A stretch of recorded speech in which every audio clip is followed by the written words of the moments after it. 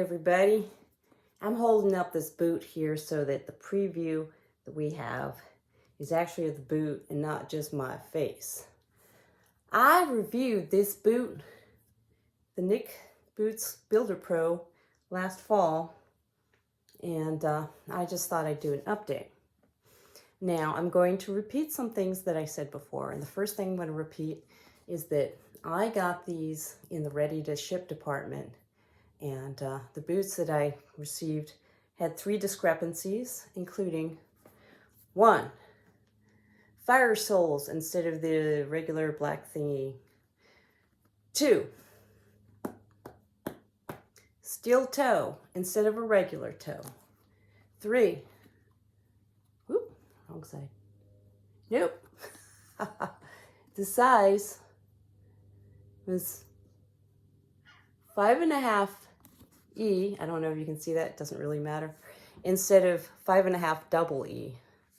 I decided to keep them despite that because I was borderline on the measurement, and I've got a cat that really wants to come in here.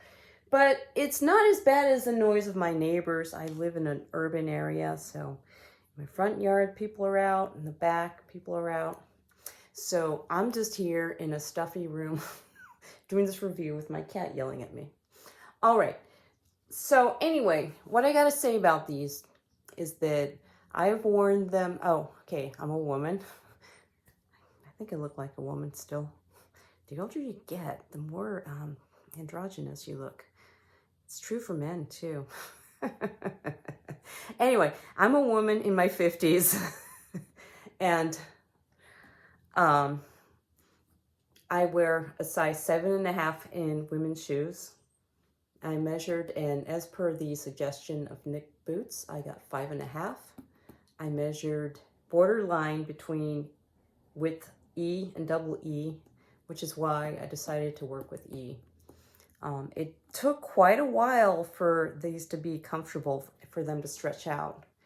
They stretched out faster in my left boot than my right boot because I have athlete's foot only on my left foot.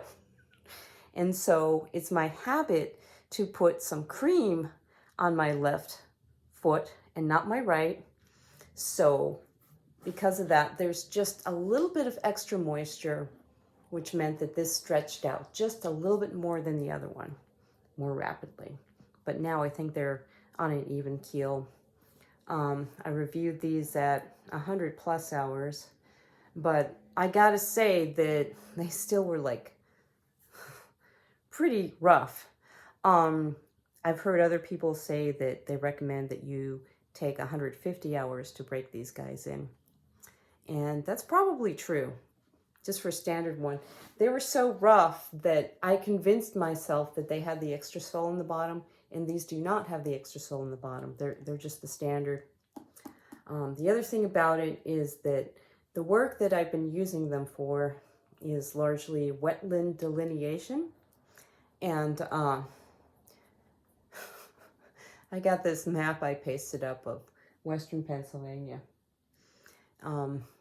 But I don't know if you can see, but there's a whole lot of like creeks and crazy things there. So when I do wetland delineation work, I'm walking up and down steep hills. So I'm mostly in areas that are fairly dry. So I don't spend all my time in wet areas. And I don't work that much anyway. I was wearing these maybe 10 to 20 hours a week overall. Gotta say, the tread is amazing. Great for those super steep hills when it's like, when you're going up a hill like this. In regular shoes, I might be going like sidestepping more.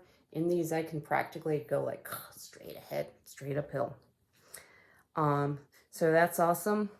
But because I was doing, and I still am doing wetland delineation work, it means that these are getting more soggy than what a lot of people would be doing. So my heel stack here, well, it's muddy now, but anyway, I've taken good care of these guys, as you will hear.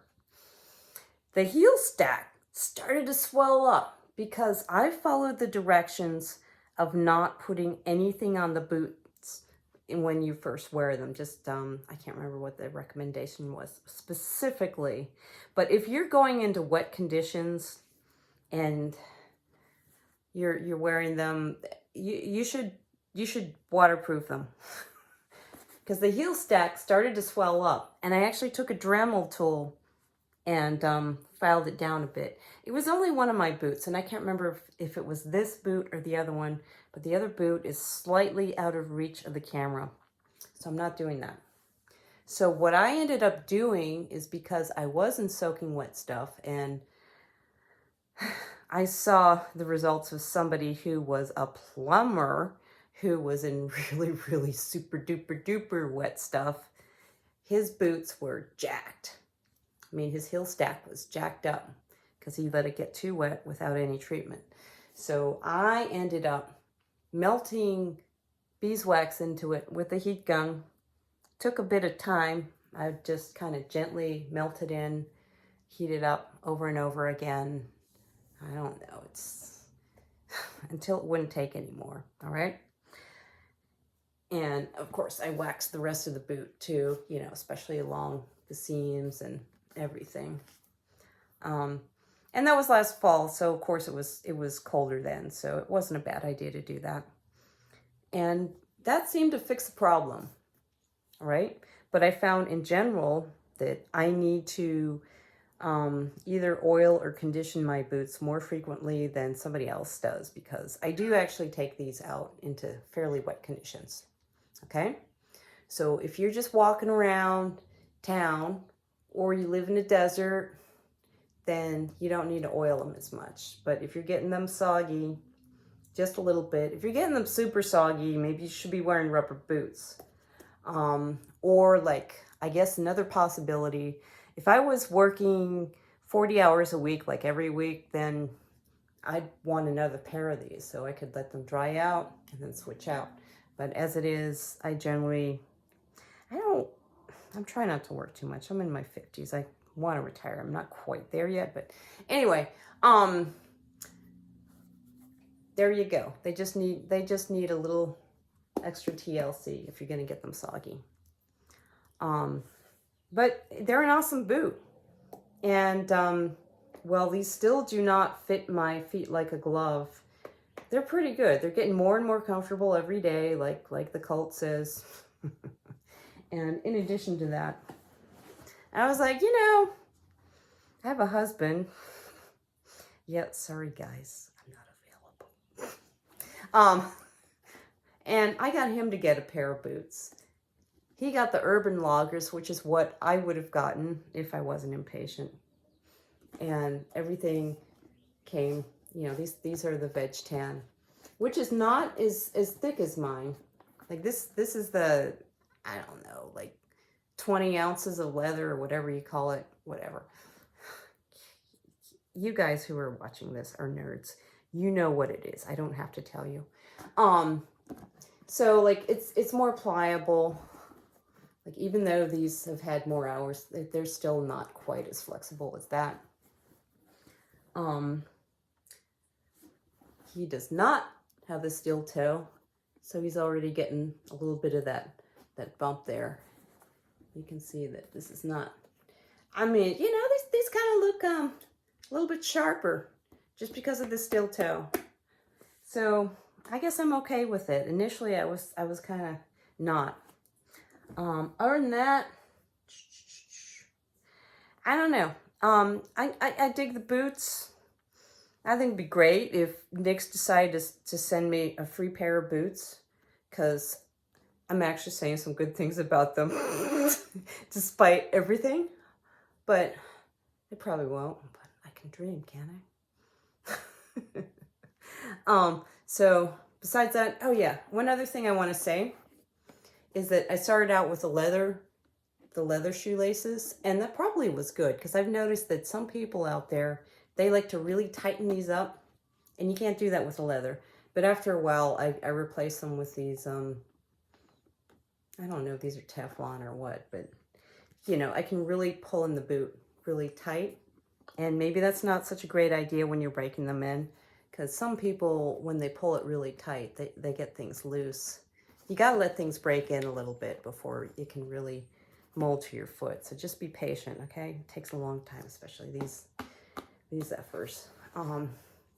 So I think that's about everything. Let me see. I got a checklist here, okay? Oh, yeah. If I actually did work 40 hours a week doing wetland work, I would definitely want to have 2 pairs of these so I could switch them out. I think I said that. Okay. So I guess that's it. Be nice to me. Be nice to your friends. Be nice to yourself. Be nice to the world. There's good things out there, and including these awesome boots, right? All right. If you dig this, then, you know, give me all that thumbs up. YouTube bullshit. Because I don't know. Maybe someone will pay me for making videos like this. Who knows? Anyway, all right. Bye.